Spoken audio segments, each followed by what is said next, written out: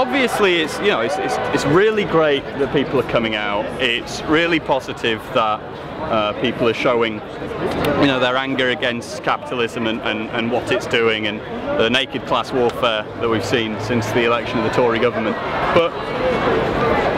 And also, if you want to wait for a movement that's like ideologically perfect, you're going to be waiting for a very long time, aren't you? But that's not to say that there aren't some problems with the kind of like common sense ideas of the movement.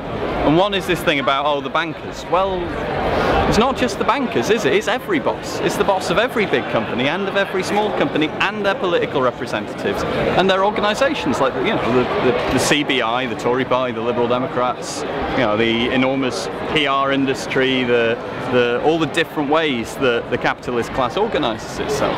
It's not just the bankers. It's not just some naughty part of the system that if you could cut it off, everything else would work fine. The problem is that all the means of production, and not merely the banks, are in the hands of people who live off the profit created for them by others. And the answer to it isn't, you see people here with placards saying that the bankers are really bad. Well, they are really bad. They're part of a class of people who are really bad. You see people here with placards about we want the Tobin tax. Well,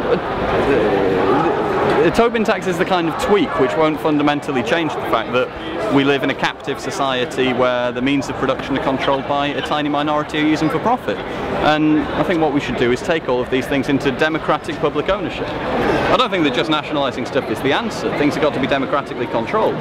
But, a start would be slogans like, let's use the banks' wealth. Let's take the banks into public ownership and use their wealth for socially useful things. Let's drive to organise the unorganised, to get those who aren't in unions to join unions, to transform the labour movement. Let's nationalise the big industries and place them under the control of the people who work in them and use them. And I think if you're just saying, oh, well, the banks are very naughty, the banks are very naughty, you're entirely right, but you're missing a trick, and we've got to have some more concrete demands in this movement in order for it to go forward. And I think we've got to have a better understanding than just there's a conspiracy of bankers who are being really bad to everyone.